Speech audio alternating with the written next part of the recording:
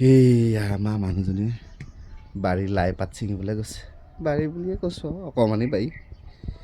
এইয়া লাই পাতকেইটাই মুখা কৰি আছে। ভাবিছিলোঁ জানুৱাৰীত খাম গাহৰিৰ লগত, এতিয়াই খাই হেনো। দুদিন এটা ধৈৰ্য ধৰিব নোৱাৰে দেখিছে। লাই পাতকেইডালে মুখা কৰি আছে। এই হায়দৰাবাদ জেগাত এনেকৈ লাই পাত বাৰীত তুলি খোৱাটো বহুত এটা ভাগ্যৱান কথা, গম পাইছা নাই? ওপৰত আকৌ এইফালে সেয়া অমিতাকেইটাই মুখা কৰি আছে। খাওঁতা মানুহ নাই।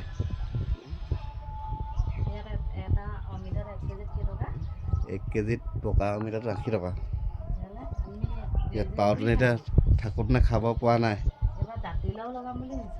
অঁ, জাতিলাও লগাব লাগিব ন।